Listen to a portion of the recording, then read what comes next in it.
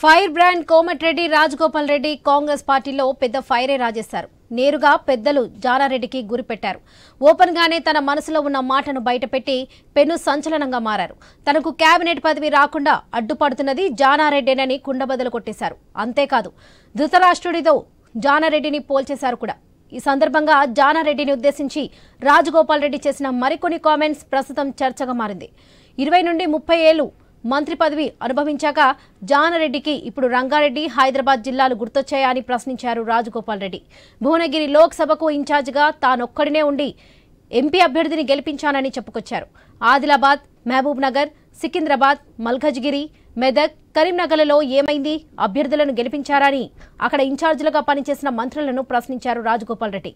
తాను పదవుల కోసం అర్రుచలిచ్చే వ్యక్తిని కాదంటూ పైవేకారులను పక్కన పెట్టాలన్నారు. 10 మందికి పనికొచ్చే మనిషికి మంత్రి పదవి రాకుండా అడ్డు తగులుతుంటే బాధ అనిపిస్తుందన్నారు రాజగోపాల్ రెడ్డి. తన అన్న కోమటిరెడ్డి వెంకటరెడ్డి తెలంగాణ కోసం కొట్లాడామని, ఇద్దరికి మంత్రి పదవులు ఇస్తే తప్ప అన్ని ప్రశ్నల వర్షం కురిపించారు. అంతేనా? కొడంగల్ అభివృద్ధికి సీఎం రేవంత్ రెడ్డి తన ప్రాంతాల కోసం మంత్రి ఉత్తమ్ కుమార్ రెడ్డిలు నిధులు 1000 కోట్లు తరలించుకుపోతున్నారని కామెంట్ పాస్ చేశారు.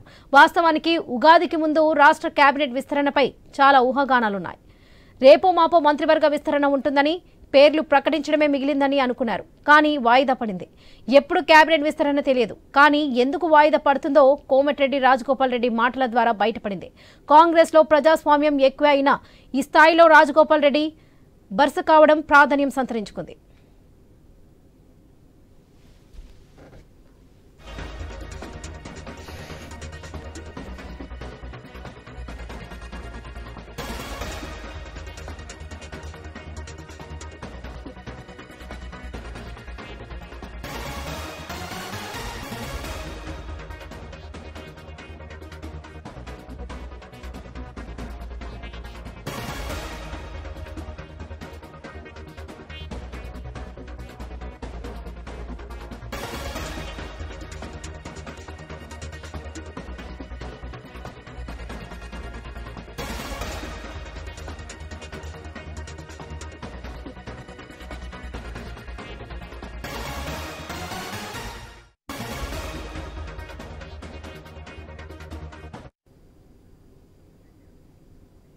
ఫైర్ బ్రాండ్ కోమటిరెడ్డి రాజగోపాల్ రెడ్డి కాంగ్రెస్ పార్టీలో పెద్ద ఫైరే రాజేశారు. నేరుగా పెద్దలు జానారెడ్డికి గురిపెట్టారు. ఓపెన్ గానే తన మనసులో ఉన్న మాటను బయటపెట్టి పెన్ను సంచలనంగా మారారు రాజగోపాల్ రెడ్డి. ఇక ఇదే విషయానికి సంబంధించి పూర్తి అప్డేట్స్ మా ఇన్పుట్ ఎడిటర్ శ్రీకాంత్ అందిస్తారు. Srikanth, over to you. Right Varalakshmi, good morning. So ధర్మరాజులా ఉండాల్సినటువంటి వ్యక్తి ధృతరాష్ట్రుడిలాగా మారిపోయాడు. నాకు మంత్రి పదవి రాకుండా అడ్డుపడుతున్నారు అంటూ కోమటిరెడ్డి రాజగోపాల్ రెడ్డి చేసినటువంటి కామెంట్స్ ఇప్పుడు తెలంగాణ కాంగ్రెస్ పార్టీలో సంచలనంగా మారాయి. సో ఇప్పటికే అంటే ఇద్దరికి మంత్రి పదవి ఇంటికి ఇస్తే ఏమవుతుంది అన్నటువంటి క్వశ్చన్ రాజగోపాల్ రెడ్డి నుంచి వినిపిస్తోంది. సో మంత్రి పదవి అనేది నాకు కిరీటం కాదు, అది నాకు బాధ్యతగా నేను నిర్వర్తిస్తానంటూ కూడా చెప్పడం జరిగింది. సో అంతేకాదు అంటే ఒక సభలో మాట్లాడుతున్నటువంటి క్రమంలో రాజగోపాల్ రెడ్డి చాలా సంచలనమైనటువంటి కామెంట్స్ చేయడం జరిగింది. కోమటిరెడ్డి రాజగోపాల్ రెడ్డికి మంత్రి పదవి ఇవ్వడానికి అధిష్టానానికి ఇష్టమైనా కానీ అధిష్టానాన్ని అడ్డుకునేది మాత్రం ఇటు జానారెడ్డి అంటూ ఆయన పైన ఆయన పేరును నేరుగా ఆయన పేరును సంబోధించి ఈరోజు కొంత చర్చనీయాంశంగా మారినటువంటి పరిస్థితి కనిపిస్తోంది. సో సొంత పార్టీలో ఇందాక మీరు చెప్పినట్టు ఆఫ్ కోర్స్ కాంగ్రెస్ పార్టీలో సెల్ఫ్ ఫ్రీడమ్ ఎక్కువగా ఉంటుంది. సో స్వతంత్రం ఎక్కువగా ఉంటుంది, వాక్ స్వాతంత్రం ఎక్కువగా ఉంటుంది. సో ఇట్లా నేపథ్యంలో ఇప్పటికే నల్లగొండ జిల్లా నుంచి 2 మంత్రులు ఉన్నారు. కోమటిరెడ్డి రాజగోపాల్ రెడ్డికి మంత్రి పదవి వస్తుందా అన్నటువంటి సందిగ్ధం ఒకటైతే కనుక కోమటిరెడ్డి వెంకటరెడ్డికి ఇప్పటికీ మంత్రి పదవి ఉంది. అటు ఉత్తమ్ కుమార్ రెడ్డి ఇద్దరు కూడా మంత్రి పదవులు ఉన్నారు. అండ్ ఉత్తమ్ పద్మావతి కూడా ఆమె కూడా మంత్రి పదవి రేసులో ఉన్నారన్నటువంటి వాదన ఒకవైపు వినిపిస్తోంది. సో ఒకవేళ రాజగోపాల్ రెడ్డికి ఇస్తే నాకు ఇవ్వాలన్నటువంటి ఒక వర్షన్ ని అటు ఉత్తమ్ కుమార్ రెడ్డి కూడా తీసుకొస్తున్నట్టుగా తెలుస్తున్నటువంటి పరిస్థితి కనిపిస్తోంది. సో ఇప్పటికే నిజామాబాద్ జిల్లా నుంచి మంత్రి పదవి ఆశిస్తున్నటువంటి పరిస్థితుల్లో నిజామాబాద్ కు మంత్రి పదవి లేదు, అటు ఆదిలాబాద్ జిల్లాకు లేదు. అండ్ సామాజిక సమీకరణాలు కూడా దృష్టిలో పెట్టుకుని మంత్రివర్గ విస్తరణ చేయాల్సినటువంటి క్రమంలో సో మళ్ళీ రెడ్డి సామాజిక వర్గానికి మంత్రి పదవి ఇస్తే కనుక కాంగ్రెస్ పార్టీ అధిష్టానానికి చాలా క్లిష్టతరంగా ఉంటుందని చెప్పడంలో ఎట్లాంటి సందేహం లేదు. కేవలం స్థానిక సంస్థల ఎన్నికల వరకే రిజర్వేషన్లు అమలు చేసేటువంటి కాంగ్రెస్ పార్టీ రాష్ట్ర స్థాయి నేతల విషయంలో మంత్రివర్గ కూటమి విషయంలో మాత్రం మంత్రివర్గ కూర్పు విషయంలో మాత్రం ఎందుకు ఇట్లాంటి సిద్ధాంతాన్ని ఫాలో కాలేకపోతున్నారు? ఇది ఖచ్చితంగా మళ్ళీ బీసీ సమాజం దీనిపైన ఖచ్చితంగా ఎఫెక్ట్ చూపించేటువంటి అవకాశం ఉంటుంది. సో ఇప్పటికీ రెడ్డి సామాజిక వర్గ వాళ్ళు ఎక్కువ మంది ఉన్నారు, మంత్రి పదవులు చాలా మంది అడుగుతున్నారు. అట్లాగే మాదిగ సామాజిక వర్గం, లంబాడ సామాజిక వర్గాల వాళ్ళు కూడా పోటీ పడ్డారు. సో ఒక కులానికి ఇస్తే ఇంకో కులానికి, ఇంకో సామాజిక వర్గానికి కోపం వచ్చేటువంటి పరిస్థితిలో ఉంది. సో ఇట్లాంటి నేపథ్యంలో ఒకవేళ రాజగోపాల్ రెడ్డికి మళ్ళీ మంత్రి పదవి ఇస్తే మిగతా వర్గాల వారు కాంగ్రెస్ పార్టీకి దూరం అయ్యేటువంటి అవకాశం ఉంటుంది. రెడ్లకే కాంగ్రెస్ పార్టీ అన్నటువంటి స్లోగన్ ని ఇంకా స్ట్రెంథన్ చేసినటువంటి పరిస్థితి రాజకీయాల్లో కనిపిస్తూ ఉంటుంది. సో ఇట్లాంటి నేపథ్యంలో కాంగ్రెస్ పార్టీ ప్రభుత్వం ఏర్పడ్డప్పటి నుంచి కూడా మంత్రి పదవిలో ఆశలు పెట్టుకున్న వాళ్ళలో కోమటిరెడ్డి రాజగోపాల్ రెడ్డి కూడా ఒకరు. అంతేకాదు ఆయన హోంమంత్రి పదవి గురించి కూడా ఈ మధ్యలో మీడియాతో మాట్లాడినటువంటి సందర్భంలో నాకు హోంమంత్రి పదవి ఇస్తే తప్పే ఉంది, నేను హోంమంత్రికి అర్హుని కాదా అన్నటువంటి ఒక వర్షాన్ని కూడా ఆయన తీసుకురావడం జరిగింది. సో ఏదేమైనా కానీ అంటే కోమటిరెడ్డి రాజగోపాల్ రెడ్డి రాజకీయాల్లో చాలా సంచలనాలు చేస్తూ ఉంటారు. ఆయన కాంగ్రెస్ పార్టీని వీడి భారతీయ జనతా పార్టీలోకి వెళ్ళడం, అక్కడ మునుగోడు నుంచి పోటీ చేయడం, మునుగోడులో మళ్ళీ ఓటమి పాలు కావడం, మళ్ళీ కాంగ్రెస్ పార్టీకి మంత్రి పదవి ఇస్తేనే కాంగ్రెస్ పార్టీలోకి వస్తానటువంటి మాట తీసుకురావడం. At the same time Chamala Kiran Kumar రెడ్డిని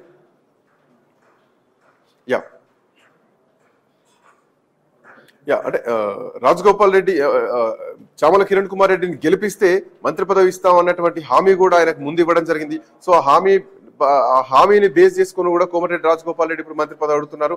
వేముల వీరేశం గానీ, చామల కిరణ్ కుమార్ రెడ్డి గానీ వీళ్ళంతా కూడా కోమటిరెడ్డి రాజగోపాల్ రెడ్డికి మంత్రి పదవి ఇవ్వాలంటూ కూడా ఆయనకు సంబంధించినటువంటి వర్గం మొత్తం కూడా మాట్లాడుతున్నటువంటి పరిస్థితి. అసలు జానారెడ్డిని ఎందుకు టార్గెట్ చేయాల్సి వస్తుంది, జానారెడ్డి ఎందుకు అడ్డుకోవాల్సి వస్తుంది, సో కోమటిరెడ్డికి జానారెడ్డికి ఎక్కడ చెడింది, ఈ అంశాలన్నీ నిజానికి ఇప్పుడు చర్చించాంశంగా మారింది. అసలు ఏమన్నారు జానారెడ్డికి సంబంధించి ఏం మాట్లాడారు ఒక్కసారి చూద్దాం. 30 మంత్రి పదవి ఇప్పుడు గుర్తొచ్చింది రంగారెడ్డి హైదరాబాద్ అన్ని తెలంగాణ మొత్తం మంత్రులు ఇన్ఛార్జ్ పెట్టి భయంకర ఎందుకు ఎమ్మెల్యేలు ఇన్ఛార్జ్ పెట్టిండ్రు అంటే గెలిపించే సత్తా ఉంది ప్రజల్లో పొందలనే కదా. కాబట్టి నా విషయంలో కొందరు నాయకులు చెప్తే బాగుండదు, దుర్మార్గంగా ధర్మరాజులాగా ఉండాల్సిన జానారెడ్డి గారు కూడా మహాభారతంలో ధృతరాష్ట్ర పోషిస్తాడు. నాకైతే బాధ అనిపిస్తుంది. నాలాంటి వ్యక్తికి ఏదైనా వస్తుంది అంటే 10 మందికి పనికొచ్చే మనిషిని 1000 మందిని కాపాడే వ్యక్తిని నాలాంటి వ్యక్తికి అడ్డం తగులుతుందంటే ఇక నేనేం చెప్పాలో నాకు అర్థమవుతలేదు. అందుకని ఇంతకంటే ఇప్పుడు చెప్పలేను, ఇప్పటికే చెప్పదలుచుకుని చెప్పిన మనసులో ఉన్నది చెప్పినా లేదా. ఆయన 20 ఏళ్ళు 30 ఏళ్ళు మంత్రి పదవి ఇప్పుడు సో ధర్మరాజులా ఉండాల్సినటువంటి వ్యక్తి ధృతరాష్ట్రుడిలాగా మారి ఢిల్లీకి లేఖ రాశారు. ఆయన మంత్రివర్గం అంటే అటు రంగారెడ్డికి హైదరాబాద్ కు మంత్రులు లేరు, మంత్రివర్గంలో అవకాశం ఇవ్వాలంటూ ఈయన లేఖ రాశారు కాబట్టి ఆ లేఖ ఈ రోజు మంత్రివర్గ కూర్పు ఆగిపోయింది అన్నది ఆయన మాటల్లో సారాంశం. సో జానారెడ్డి తనకు మంత్రి పదవి రాకుండా అడ్డుకుంటున్నారు. ఆయన పేరు ఫస్ట్ లిస్ట్ లో ఉంది మంత్రి పదవి రేస్ లో. సో ఆ లిస్ట్ ను కూడా అడ్డుకున్నది జానారెడ్డి అని చెప్పేసి కోమటిరెడ్డి రాజగోపాల్ రెడ్డి బహిరంగంగానే చెప్పినటువంటి సందర్భం. సో ఒకసారి మా కరెస్పాండెంట్ సునీల్, అట్లాగే నల్గొండ జిల్లా నుంచి మా ప్రతినిధి కిరణ్, అట్లాగే మనం కోటేశ్వరరావు గారు కూడా జాయిన్ అయ్యారు. ముందుగా సునీల్ దగ్గరికి వెళ్దాం. Sunil, good morning. Good morning Srikanth. అంటే జానారెడ్డిని నేరుగా టార్గెట్ చేసి మాట్లాడారు. అంటే కొంతమంది అడ్డుకుంటున్నారు, కొంతమంది జిల్లాకు సంబంధించినటువంటి నాయకులు అడ్డుకుంటున్నారు, అధిష్టానంలో కొంతమంది పుల్లలు పెడుతున్నారు అని చెప్పేసి కామెంట్స్ వేరు. ఏకంగా జానారెడ్డి పేరునే మెన్షన్ చేస్తూ ఈ రోజు కోమటిరెడ్డి రాజగోపాల్ రెడ్డి చేసినటువంటి కామెంట్స్ ని ఎట్లా చూడాలి? అండ్ ఈ మధ్య కాలంలో రేవంత్ రెడ్డి కూడా జానారెడ్డిని వెళ్లి కలిసినటువంటి సందర్భం కూడా చూడొచ్చు. సో జానారెడ్డి బ్యాక్ ఎండ్ లో ఉండి ప్రభుత్వాన్ని నడిపిస్తున్నారా? మంత్రివర్గ విస్తరణ జరగకపోవడానికి అడ్డుకునేది జానారెడ్డినా? ఎట్లా చూడొచ్చు కోమటిరెడ్డి రాజగోపాల్ రెడ్డి కామెంట్స్ ని సునీల్? మంత్రివర్గ విస్తరణకు సంబంధించి ఎప్పటికప్పుడు ఊహాగానాలు కావచ్చు, ప్రచారం విస్తృతంగా జరుగుతుంది. ఏప్రిల్ మొదటి వారంలో ఉంటుంది అని చెప్పేసి ఈ మధ్యకాలంలో పీసీసీ నుంచి కావచ్చు, అదేవిధంగా కొంతమంది మంత్రులు కూడా చిట్చాట్లో వాళ్ళు స్పష్టం చేశారు. కానీ చివరికి ఏఐసీసీ మంత్రివర్గ విస్తరణకు సంబంధించి బ్రేకులు వేసినట్టు తెలుస్తుంది. సామాజిక సమీకరణల కారణంగానే ఇటు మంత్రివర్గ విస్తరణ ఆలస్యం అవుతుంది అనేది స్పష్టంగా మనకు అర్థమవుతోంది. ఇక ఇప్పుడు కోమటిరెడ్డి రాజగోపాల్ రెడ్డి వ్యాఖ్యలు కూడా చూస్తుంటే ఈ మంత్రివర్గ విస్తరణకు అదే ప్రధాన కారణంగా మనం చెప్పుకోవచ్చు. ఇక ఇప్పటికే జానారెడ్డిపై ఇటు రాజగోపాల్ రెడ్డి కామెంట్స్ చేయడమే కాకుండా గతంలో తీన్మార్ మల్లన్న కూడా కొన్ని వ్యాఖ్యలు చేశారు. ప్రధానంగా బీసీ వర్గీకరణకు సంబంధించి జానారెడ్డి రిపోర్ట్ అని చెప్పేసి కూడా ఆయన బాహాటంగానే ప్రకటన చేశారు. ఇక ఈ అన్ని అంశాల్లో చూస్తుంటే ఇంటర్నల్గా జానారెడ్డిని ఉపయోగించుకొని లేకపోతే జానారెడ్డి ద్వారా హైకమాండ్కి చెప్పించడమా అనేది కూడా ఒక చర్చ అయితే జరుగుతుంది. ఆయన బ్యాక్ ఎండింగ్ ఎవరున్నారు అనేది కూడా ఇప్పుడు ప్రధానంగా మనం చూడాల్సి ఉంటుంది. జానారెడ్డి పాయింట్ సునీల్, ఇంకొక పాయింట్ ని కూడా డిస్కస్ చేస్తే బాగుంటుందేమో. ఒకవైపు మీనాక్షి నటరాజన్ ఎంట్రీ తర్వాత కాంగ్రెస్ పార్టీలో కొంత పునరుత్తేజం వచ్చింది అన్నటువంటి కామెంట్స్ ని మధ్యకాలంలో ఎమ్మెల్సీగా ప్రమాణ స్వీకారం చేసిన తర్వాత అద్దంకి దయాకర్ మాట్లాడడం జరిగింది. అండ్ గతంలో ఉన్నటువంటి పరిస్థితికి మీనాక్షి నటరాజన్ ఉన్నటువంటి పరిస్థితికి ఉన్నటువంటి చేంజెస్ ఏంటి అంటే ఇందులో రేవంత్ రెడ్డి ఒక కామెంట్ చేయడం జరిగింది. ఇది ఎమ్మెల్యే కోటా సంబంధించినటువంటి ఎమ్మెల్సీలకు సంబంధించి. సో అది అధిష్టానం నిర్ణయం తీసుకుంటుంది, మన చేతులు ఏముండదు, నా చేతులు ఏముండదు అంటూ కూడా బాహటంగా చెప్పారు. సో అధిష్టానం నిర్ణయం తీసుకుంటుందా, మీనాక్షి నటరాజన్ ఆపుతున్నారా, లేదంటే జానారెడ్డి నేరుగా అధిష్టానంతో టచ్ లో ఉన్నారా? ఎట్లా చూడొచ్చు ఈ డాట్స్ ని? చాలా అంశాలు ఇందులో ఇమిడి ఉంటాయని చెప్పేసి చెప్పుకోవచ్చు. మీనాక్షి నటరాజన్ కూడా జిల్లాల వారీగా మంత్రి పదవులకు సంబంధించి ఎవరు అర్హులు ఏంటి ఇప్పుడున్న ఎమ్మెల్యేల్లో అనే ఒక ఫీడ్బ్యాక్ తీసుకొని ఆమె కూడా ఏఐసిసికి ఒక రిపోర్ట్ ఇచ్చి ఉంటుంది.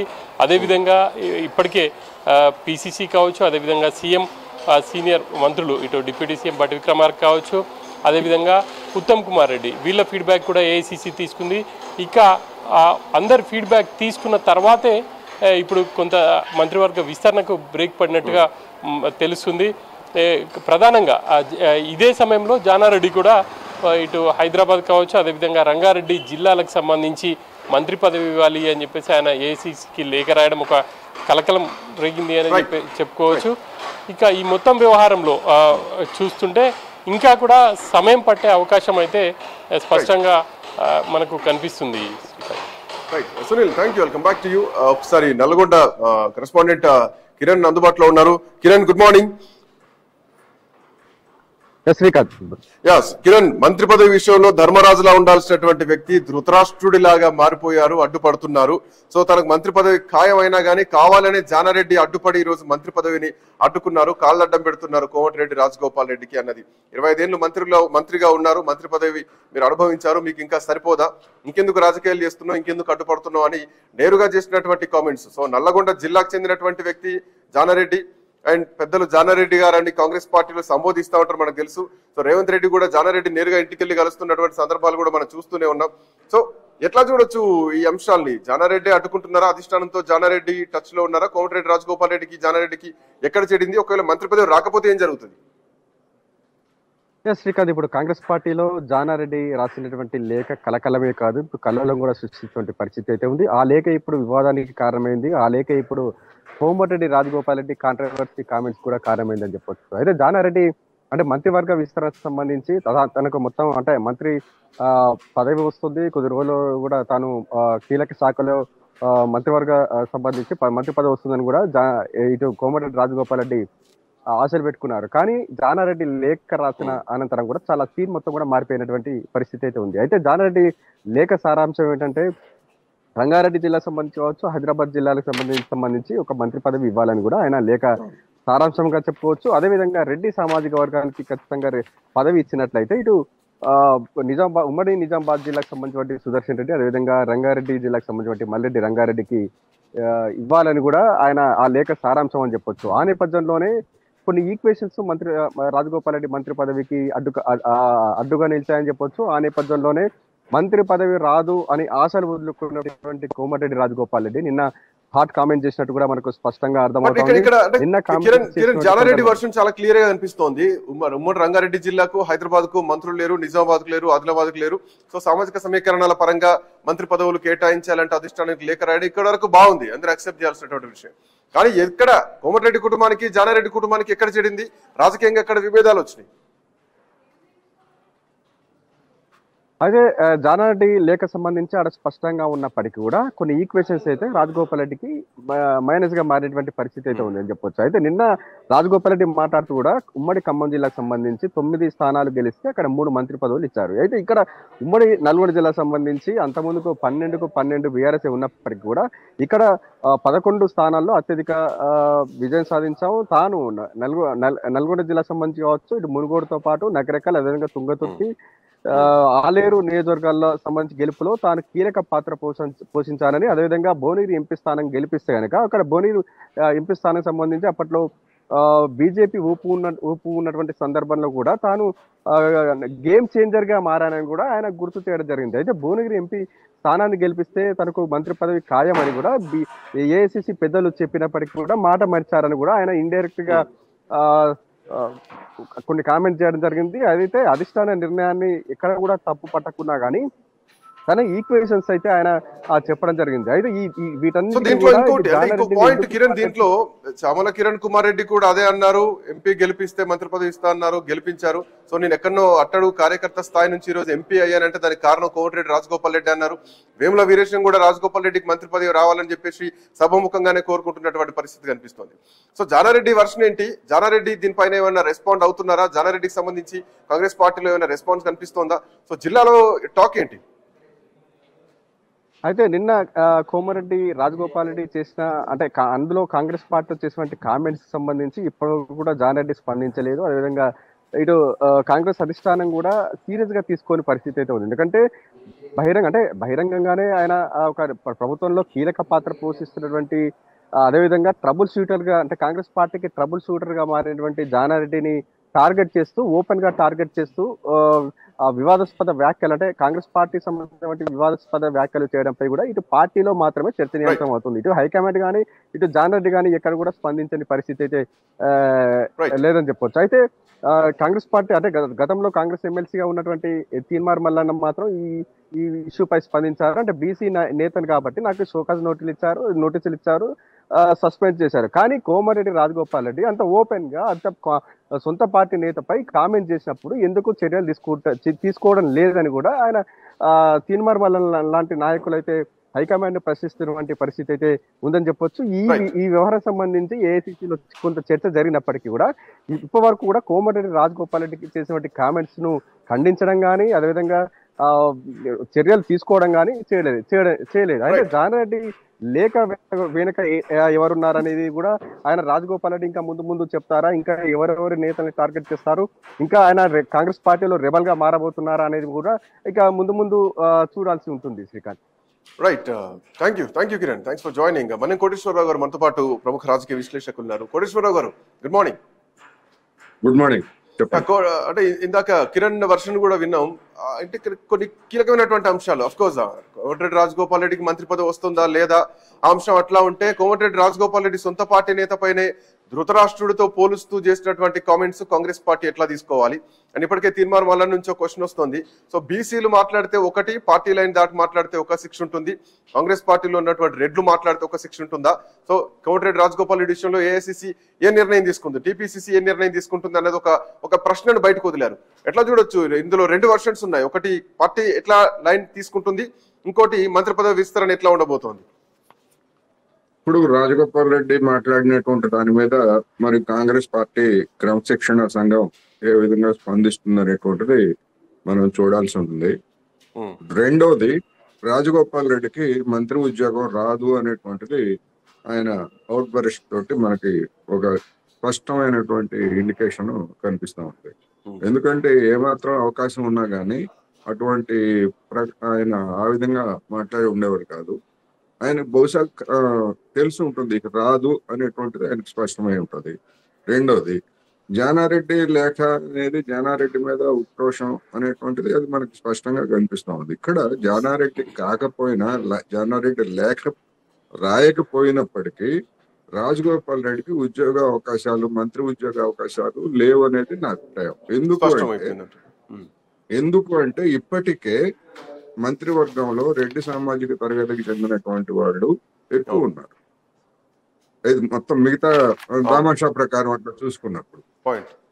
రెండవది, రాజగోపాల్ రెడ్డికి ఇస్తే పూర్వపు నల్గొండ జిల్లా నుంచి 3 మంత్రులు ఒకే సామాజిక తరగతికి చెందినటువంటి వాళ్ళు అవుతారు. నల్గొండ జిల్లాలో అప్పుడు ఆయన ఈక్వేషన్ కూడా అదే చెప్తున్నారు. 9 స్థానాలు ఉన్నటువంటి ఖమ్మంకే మీరు 3 మంత్రి పదవులు ఇస్తే మరి మా పరిస్థితి ఇంకా అత్యధిక స్థానాలు ఒకటి తప్ప మిగతా అన్ని మేము గెలుచుకున్నాం, కిరణ్ కుమార్ రెడ్డిని కూడా గెలిపించుకున్నాం అని మాట్లాడుతున్నారు. ఈక్వేషన్స్ మాట్లాడుతున్నారు. ఖమ్మంలో 3 మంత్రి పదవులు ఉన్న 3 భిన్నమైనటువంటి 3 సామాజిక తరగతులకు చెందినటువంటి వాళ్ళు తప్ప ఒకే సామాజిక తరగతికి చెందినటువంటి వాళ్ళు కాదు. ఆ సామాజిక ఈక్వేషన్స్ ప్రకారం కూడా చూసుకోవాలి కదా ఆయన చెప్పిన దాని ప్రకారం. మరి అట్లా చూసుకున్నప్పుడు మరి నల్గొండ జిల్లాలో ఉన్నటువంటి, ఎందుకంటే ఇవాళ బీసీ రాజకీయం నడుస్తూ ఉంది. ఈ బీసీ రాజకీయం నడుస్తున్నప్పుడు బీసీలకు తగినటువంటి ప్రాధాన్యత ఇవ్వాలా, లేకపోతే బీసీలకు అన్యాయం చేయకూడదు అనేటువంటి వస్తాం. మరి ముగ్గురు ఒకే సామాజిక తరగతికి చెందినటువంటి వాళ్ళకి ఇస్తే ఏమిటి అనేటువంటిది పెద్ద ప్రశ్న. అందువలన రెండోది, తనకు రాకపోయినందుకు ఆవేదన ఆగ్రహం వ్యక్తం చేస్తే అదొక తీరు. కానీ ముఖ్యమంత్రి నియోజకవర్గంతో సహా అక్కడ ఎందుకు ఓడిపోయారు, ఇక్కడ ఎందుకు ఓడిపోయారు, వాళ్ళు ఏం చేశారు, వాళ్ళకేంటి నాకేంటని ఒక విధంగా చెప్పాలంటే ఒక రెబెల్ నువ్వెంత అన్నట్టుగా ముఖ్యమంత్రి రేవంత్ రెడ్డిని ప్రశ్నించినట్టుగా ఇది కనిపిస్తా ఉంది. అందువలన మరి ఎటువంటి పరిస్థితుల్లో ఈ విధమైనటువంటి, ఇది ఒక విధంగా చెప్పాలంటే రాజకీయాల్లో బ్లాక్ మెయిల్. రాజగోపాల్ రెడ్డి వ్యవహార శైలి కొంచెం దూకుడుగానే ఉంటుంది. సో ఆల్ ఆఫ్ సడన్ గా గతంలో కూడా మునుగోడుకు రాజీనామా చేయడం, సో అక్కడి నుంచి మళ్ళీ బీజేపీలోకి వెళ్ళడం, అక్కడ మళ్ళీ ఒక ఉప ఎన్నిక తీసుకురావడం, అక్కడ మళ్ళీ ఒక ఉప ఎన్నిక క్రియేట్ చేసి అక్కడ ఎన్నికల్లో పోటీ చేయడం, మళ్ళీ ఆ తర్వాత మళ్ళీ కాంగ్రెస్ పార్టీ గూటికి రావడం. సో ఇప్పుడు మాట్లాడుతున్నటువంటి విషయం కానీ ఇంతకు ముందు కూడా రైతు బంధు విషయంలో కూడా కేసీఆర్ ఉన్నప్పుడే మంచిగా ఉండేది రైతు బంధు అంటూ కూడా రాజగోపాల్ రెడ్డి నేరుగా ఒక సభలో, నిండు సభలో మాట్లాడినటువంటి పరిస్థితి. సో ఈ కామెంట్స్ అన్ని రెబల్ గా తయారవుతున్నారా? దీని వెనకాల బలమైనటువంటి బలం ఏంటంటే ఏ బలం చూసుకొని రాజగోపాల్ రెడ్డి కామెంట్స్ చేస్తున్నారు అనుకోవాలి? రాజగోపాల్ రెడ్డి వెనకాల ఉన్నటువంటి డబ్బు బలం, అది తప్ప అంతకు మించి వేరే బలం ఏమీ లేదు. ఆయనకి ప్రత్యేకమైనటువంటి బలం ఉంటది, డబ్బు బలం. ఆ డబ్బు బలంతోనే వాళ్ళకి చెప్తున్నట్టుగా ఆ నియోజకవర్గ కొంతమంది ఎమ్మెల్యేలని లేదా ఎంపీని కూడా నేనే గెలిపించాను అనేది ఆయన చెప్తున్నటువంటి సందేశం. అది బహిరంగ రహస్యం. అది డబ్బు బలం తప్ప వేరే ఏం లేదు. రెండోది, ఇప్పుడు ఆయన ఆ విధమైనటువంటి దానికి ఇప్పుడు మాట్లాడితే ఇప్పుడు రాజగోపాల్ రెడ్డి దారులన్నీ కూడా ఒక విధంగా మూసుకుపోయినాయి. మళ్ళా ఒకవేళ ఆయన పార్టీ ఫిరాయించదలుచుకుంటే బీఆర్ఎస్ లో చేస్తారా, లేకపోతే బీజేపీలో చేస్తారా? దేనిలో చేరాలన్నా కానీ ఇప్పుడు ఉన్నటువంటి ఎమ్మెల్యే పదవికి రాజీనామా చేయాలి. ఒకటి, రాజీనామా చేసిన తర్వాత ఆయన చెరువు నుంచి బయటపడినటువంటి చేపలాగా గిలగల కొట్టుకోవడం తప్ప అవకాశాలన్నీ మూరిపోయినాయి. ఎందుకంటే ఇప్పటికే ఆయన రాజకీయంగా తప్పుడు అడుగులు వేసి మళ్ళా ఒక దిద్దుకోవడానికి అవకాశం వచ్చింది. ఇప్పుడు ఈ విధమైనటువంటి ధ్వజం ఎత్తితే అధిష్టాన వర్గం కూడా ఇప్పుడు సీరియస్ గా తీసుకునేటువంటి అవకాశం ఉంటుంది డెఫినెట్ గా. అందుకని మరి ఇక ఆయనకి రాదు అనుకున్న తర్వాతనే ఈ విధమైనటువంటి తెగింపుకి పాల్పడ్డారనేది తెలుస్తా ఉంది. ఇప్పటి వరకు కూడా అధిష్టాన వర్గం ఈ పంచాయతీని క్లీన్స్ చేయకపోతే రాబోయే ఎన్ని రోజులు ఆలస్యం అయితే అన్ని రోజులు రాజకీయంగా కాంగ్రెస్ పార్టీకి నష్టము. ఈ మాటల్లో జానారెడ్డిని టార్గెట్ చేసి మాట్లాడుతున్నారు. ఓకే, బట్ ముఖ్యమంత్రిని కూడా టార్గెట్ చేసి మాట్లాడుతున్నారు అనుకోవాలి. ఎందుకంటే ముఖ్యమంత్రి పక్క పార్టీ నుంచి వచ్చి ఏకంగా పిసిసి అధ్యక్షుడు కావడం, ఆ తర్వాత ముఖ్యమంత్రి కావడం, అండ్ పిసిసి సమయంలో కూడా కోమటిరెడ్డి వెంకటరెడ్డి విమానం దిగి మరి పైసలు పెట్టి కొనుక్కున్నారని చెప్పి కామెంట్ చేయడం, అప్పుడు రేవంత్ రెడ్డి కూడా హోంగార్డులతో పోలడం. సో కోమటిరెడ్డి కుటుంబానికి ముఖ్యమంత్రికి మధ్య కొంత విభేదాలు ఉన్నాయి. సో ఇప్పుడు మంత్రివర్గం విషయంలో, మంత్రివర్గ కూర్పు విషయంలో కోమటిరెడ్డి వెంకటరెడ్డి ఏం సైలెంట్ గానే ఉన్నా కానీ తమ్ముడు మాట్లాడుతున్నటువంటి మాటల్ని ఎట్లా చూడొచ్చు ముఖ్యమంత్రి వర్షంలో? వాటి కొనసాగింపుగానే జగన్నారెడ్డి భుజం మీద తుపాకీ పెట్టి రేవంత్ రెడ్డి గారిని కాలుస్తానికి ఆయన రాజగోపాల్ రెడ్డి కాల్చాడు. ఒక విధంగా చెప్పాలంటే జగన్నారెడ్డి భుజం మీద తుపాకీ పెట్టి ముఖ్యమంత్రిని కాల్చాడు. అందుకని ఇది ఆయనకి ఇంకా మైనస్ పాయింట్లు ఇంకా పెరగటం తప్ప తగ్గేటువంటి అవకాశం లేదు. ఇవాళ ఉన్నటువంటి పరిస్థితుల్లో కాంగ్రెస్ అధిష్టాన వర్గం ఇట్లాంటి వాళ్ళని కనుక ఎంటర్టైన్ చేసేట్లయితే అటు కర్ణాటకలో కావచ్చు, లేకపోతే ఆంధ్రప్రదేశ్ లో మిగిలినటువంటి ప్రాంతాల్లో కావచ్చు, ఇంకా ఇలాంటి డిమాండ్లు పెరిగేటువంటి అవకాశం ఉంటుంది కనుక అధిష్టాన వర్గం కూడా దాన్ని అంగీకరిస్తుందని నేనైతే అనుకోవట్లేదు. ఇవాళ ఉన్నటువంటి పరిస్థితుల్లో రేవంత్ రెడ్డి తప్ప అధిష్టాన వర్గానికి మరొక ప్రత్యామ్నాయం అనేటువంటిది కనపట్లేదు. అందుకని ఇది ఒక విధంగా చెప్పాలంటే రాజగోపాల్ రెడ్డి తనను తానే ఒక విధంగా ఇప్పుడు ఆయనకి మంత్రి పదవి రాకపోతే ఒకటి అధికార యంత్రాంగం మీద కానీ లేదా మిగతా వాటిల్లో కానీ ఆయనకున్నటువంటి పట్టు, లేదా ఆయన ఏదన్నా చెప్తే అధికార యంత్రాంగం కూడా పట్టించుకునేటువంటి పరిస్థితి రాబోయే రోజుల్లో ఉండొచ్చు. ఎందుకంటే అది ఒకవేళ ఆయన కనుక చెప్పేట్లయితే మరి ముఖ్యమంత్రికి ఆగ్రహం రావచ్చు, మిగతా వాళ్ళకి ఆగ్రహం రావచ్చు. రాజగోపాల్ రెడ్డా లేకపోతే ఏమిటి ఒక ఎమ్మెల్యేగా అనేటువంటి ప్రశ్న ఇవన్నీ తలెత్తాయి. అందుకని ఈ ఇంప్లికేషన్స్ అనేటువంటివి ఎట్లా ఉంటాయి ఏమిటని చూసుకున్నప్పుడు రాజకీయంగా రాజగోపాల్ రెడ్డి గారికి దారులన్నీ మూసిపోయాయి ఒకటి. రైట్. అదే ఆయనకి బలహీనత, ఒక పెద్ద బలహీనత అవుతుంది. అందుకని ఆ విధంగా తిరుగుబాటు చేసినటువంటి వాళ్ళు చరిత్రలో అనేక మందిని చూసాం మనం. రైట్. వాళ్ళందరూ కూడా ఎంత డబ్బున్నా లేకపోతే ఎంత ఏదైనా ఉన్నప్పటికీ ఒక పార్టీ మొత్తంగా పార్టీ మీద తిరుగుబాటు చేసినటువంటి వాళ్ళు ఎవరు సర్వైవ్ కాలేదు, అయ్యేటువంటి అవకాశాలు కూడా లేవు అనేటువంటిది మనకి స్పష్టంగా కనిపిస్తా ఉంది. అందుకని ఇప్పుడు అధిష్టాన వర్గం ఇప్పటికైనా ఇప్పుడు ఇది బయటపడిన తర్వాత అధిష్టాన వర్గానికి ఒక అవకాశం వచ్చింది. ఎందుకంటే క్లించ్ చేయొచ్చు. ఇప్పటిక మిగిలిన 6 మంత్రి పదవుల్ని ఎట్లా ఇవ్వాలనుకుంటే ఆ విధంగా ఇవ్వచ్చు. అందుకని ఇవన్నీ చూసినప్పుడు ఒకవేళ ఇక్కడ రాజగోపాల్ రెడ్డికి ఇచ్చి లేదా ఒక్క మాటతోటి కోటేశ్వర గారు ఒక్కటే డైలాగ్ తోటి ఇందులో చాలా వర్షన్స్ కనిపిస్తున్నాయి. ఒకటి, జానారెడ్డి భుజం మీద తుపాకీ పెట్టి రేవంత్ రెడ్డిని కాలవడం కనిపిస్తోంది. సో ఒక వ్యతిరేకత కనిపిస్తోంది. సో కోమటిరెడ్డి దీనిపైన రెస్పాండ్ కావట్లేదు. ఇంకోటి, సామాజిక వర్గ సమీకరణాల వైపు చూసుకుంటే మంత్రి పదవిలో కూర్పు ఆగిపోయింది. జానారెడ్డి లేఖ రాయడం వల్లనే కూర్పు ఆగిపోయింది అన్నది ఇంకో వర్షన్ వినిపిస్తోంది. ఇటు రాజగోపాల్ రెడ్డి చేసినటువంటి కామెంట్ పార్టీ ఎట్లా తీసుకుంటుంది, క్రమశిక్షణ చర్యలు ఉంటాయా ఉండయా, తీర్మార్ మల్లన్నకైతే ఒక రూలు, కోమటిరెడ్డి రాజగోపాల్ రెడ్డికి అయితే ఒక రూలా అని ఒక 3-4 ఈక్వేషన్స్ దీంట్లో కనిపిస్తున్నాయి. సో కాంగ్రెస్ పార్టీ దీంట్లో కొంత సందిగ్ధంలో పడేటువంటి అవకాశాలు చాలా కనిపిస్తున్నాయి కదా కోటేశ్వరరావు గారు?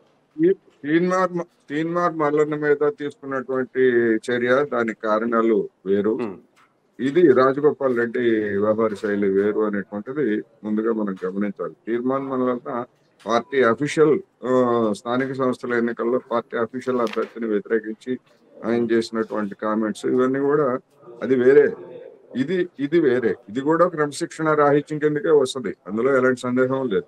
అందుకని మరి దాని మీద ఆ విధంగా తీసుకున్నటువంటి వాళ్ళు దీన్ని ఏ విధంగా చూస్తారు అనేటువంటిది కూడా నిజంగానే తీర్మాన్ మల్లన్న చెప్పకపోయినా గానీ, ఎందుకంటే తీర్మాన్ మల్లన్న అనేటువంటి వ్యక్తి మనకి గీట్రాయ్ కాదు తెలంగాణ రాజకీయాల్లో, ముందుగా మనం గమనించాలి. కామెంట్స్ చేయొచ్చు, కానీ తీర్మాన్ మల్లన్న మరి తన వ్యక్తి తన శైలి, అసలు తీర్మాన్ మల్లన్నకి కాంగ్రెస్ పార్టీ అభ్యర్థిగా పెట్టడమే ఒక పెద్ద వ్యవహారం అది. అందువలన ఆయన ఏం చెప్పాడు ఏమిటనేటువంటిది కాదు రాజకీయాల్లో, వ్యక్తిగతంగా ఆయనకి నాకు పంచాయతీ లేదు చెప్తున్నా. అందుకని ఇప్పుడు ఏం జరుగుతుంది ఏమిటనేటువంటిది చూసుకున్నప్పుడు అధిష్టాన వర్గానికి క్లించ్ చేయడానికి ఒక దారి స్వయంగా రాజగోపాల్ రెడ్డి గారే ఇచ్చారు. దానికి అనుగుణంగానే ఇస్తే కొంత రాబోయే స్థానిక సంస్థల ఎన్నికల్లో కొంత సేవ్ ఉంటది. ఇంకా గనక ఆలస్యం చేసేట్లయితే, ఎన్ని రోజులు ఆలస్యం చేస్తే క్యాన్సర్ లాగా ముదిరిపోయేటువంటి అవకాశం ఉంది. క్యాన్సర్ చివరి స్టేజ్ లో ఎన్ని మందులు ఇచ్చినా గానీ అది బతకదు. అట్లాగే ఇది కూడా ఆలస్యం చేస్తే నష్టం అనేది నేను చెప్పలేదు. Right, thank you so much Koteswararao గారు. సో మొత్తానికి కోమటిరెడ్డి రాజగోపాల్ రెడ్డి చేసినటువంటి ఒక కామెంట్ ఒక 3-4 వైపుల నుంచి రీసౌండ్ వినిపిస్తోంది. ఒకటి, పార్టీ అధిష్టానం నుంచి ఎట్లాంటి రెస్పాన్స్ వస్తుంది, మంత్రివర్గ కూర్పు ఎట్లా ఉండబోతోంది, నల్లగొండ జిల్లా రాజకీయాలు ఎట్లా ఉండబోతున్నాయి, మంత్రి పదవి రాకపోతే కోమటిరెడ్డి రాజగోపాల్ రెడ్డి రాజకీయంగా ఎట్లాంటి నిర్ణయం తీసుకోబోతున్నారు, సో ముఖ్యమంత్రి దీనిపైన ఏం రెస్పాండ్ అవుతారు. ఇప్పటివరకు జానారెడ్డి కూడా దీనిపైన రెస్పాండ్ కాలేదు, కోమటిరెడ్డి కూడా ఇంకా దీనిపైన రియాక్ట్ అవ్వలేదు. బట్ సభాముఖంగా కోమటిరెడ్డి రాజగోపాల్ రెడ్డి ధృతరాష్ట్రుడిలా ఉన్నారు, ధర్మరాజులాగా వ్యవహరించాల్సినటువంటి వ్యక్తి అని జానారెడ్డి గురించి నేరుగా టార్గెట్ చేసి మాట్లాడిన మాటలు సో ఇంకా ఎటువైపు దారి తీస్తాయి, రాజగోపాల్ రెడ్డి ఇక్కడితో ఆపుతారా, దీని కంటిన్యూషన్ లో ఇంకా ఏమేమి మాట్లాడబోతున్నారు, పార్టీ ఎట్లాంటి నిర్ణయాలు తీసుకోబోతుంది అనేది మాత్రం వేచి చూడాలి. That's all for now. Next updates continue అయితే కీప్ వాచింగ్ ఐ న్యూస్.